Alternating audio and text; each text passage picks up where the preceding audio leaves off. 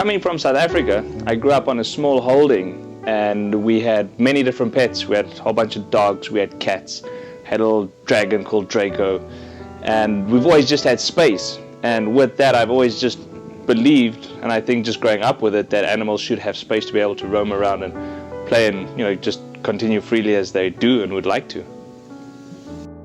Growing up, we had a lot of dogs on the plot, but I never had a dog of my own. No dog that I ever related to on my own at a personal level, not like my mom and dad shared with a lot of our animals that we had. But now that has all changed and I have a dog that I've got a very close and personal relationship with, and it's something I never thought I would have.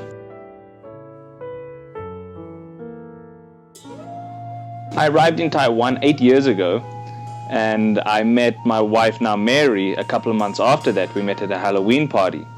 And we got married a few years later, and we've been living happily ever since. We live here in Taiwan. It's a small island next to China, and the people in the culture have been very warm and welcoming to us. We live on the 16th floor of a pretty big apartment block. We live out in the county. We've got an awesome view of the mountain and the lake in the background. The apartment is spacious yet small. We have a little garden downstairs that we use communally with the other people that live over here.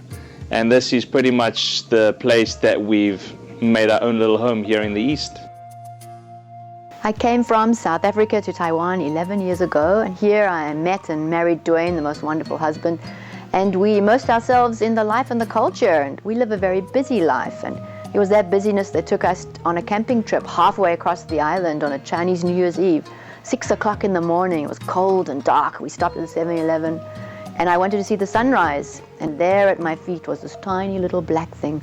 Somebody had just left a little puppy there, and this little pink sweater is where she started her journey. We put her inside of here and didn't know how we were going to take care of her and what we were going to do, but that's where she started her journey with us.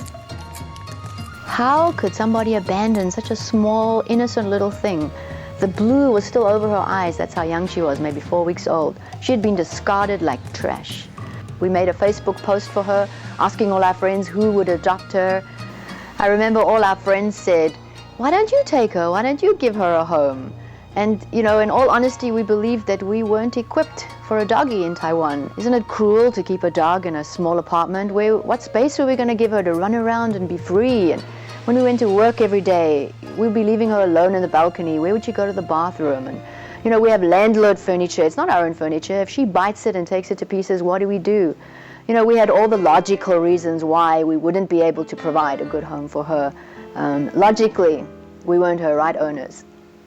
When we found Chi-Chi, she was a cute little black dog on the side of the road. We named her Chi-Chi. There's a long story behind that, but if you're a Dragon Ball Z fan, you would know who Chi-Chi is and you'd understand pretty much. We got back home after a long trip back to South Africa, and initially we wanted to send Chi-Chi to South Africa, but it was just going to cost too much money, and we still believed that we were only facilitators in the first part of her life. So we set up ads, we put them up at vets, pet shops, wherever we could, and we didn't believe that we would find a home for her so quickly.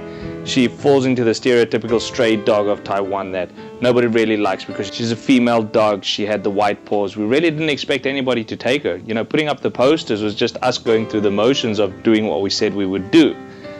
And it didn't take long and we got a phone call and a gentleman was interested, a man by the name of Stephen. He came, he had a look at her, and it wasn't long and he took her, and just like that she was gone. What we hadn't realized at the time is that, Chi-Chi had actually found her way into our hearts and dug quite a deep hole into our hearts and into our lives. And when she had left, when we got back home, you walked into this deathly silence in the house, and it was as if your heart had been ripped out of your chest. Oh my gosh, the first week back, our home was empty. There was such a void, such a darkness inside of our house, and I felt like we'd abandoned Chi-Chi all over again. We were really, really sad. So a week later, we went to visit her, and the happiness to see her smiley face, and she played with us, and it was awesome. And then when we got home again, there was just tears again. So Duane and I spoke, and we decided we needed to fetch her. So I summoned up the courage, and I called Stephen, and I didn't care what anyone thought. And he was great. He said he'd seen the love we have and the love we shared, and we could come and fetch her. And oh, what an awesome trip. We went there, collected her, brought her back, washed her, dried her, gave her all her toys again, and our little princess was home again. But Chi Chi was home and we were very excited. I knew Mary was happy to have Chi Chi back and coming home to a dog running around the apartment and just going crazy. She had just been bathed and everyone was happy and it was just a jovial night. Our initial thoughts on having a dog in Taiwan was it was just impossible because of the size of the apartment we live in. But she grew up here and eventually you make little changes and you make it happen. We have a garden downstairs that we take her to 3-4 times daily. We have a lake outside our apartment that we take her for walks around. She stays out on the balcony. We've got a little waterproof doggy house for her. And whenever we leave and we go away from home, we've got little treats for her. And she's a happy little puppy and it just works. One of the other challenges also we had to work with was the furniture. It's not our furniture. We live in a rented apartment, so everything belongs to our landlord. So everything gets covered. We have beautiful furniture, but it's just got to get covered with blankets. But she's very good. She's got her own little towels and t-shirts and blankets that we've bought for her, little toy pet husky dogs that she plays with, and we're very fortunate. She's very, very good about not eating what she's not allowed to.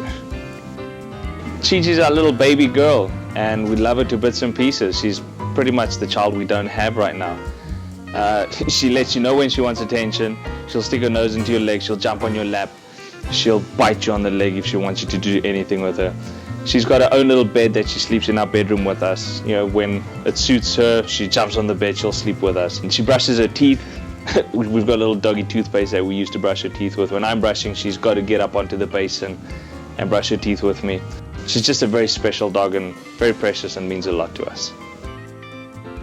You should ask yourself, how can anyone consider something as precious as this to be trash?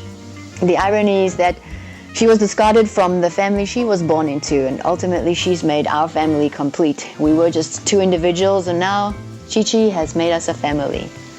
Yeah, their trash ultimately became our little treasure.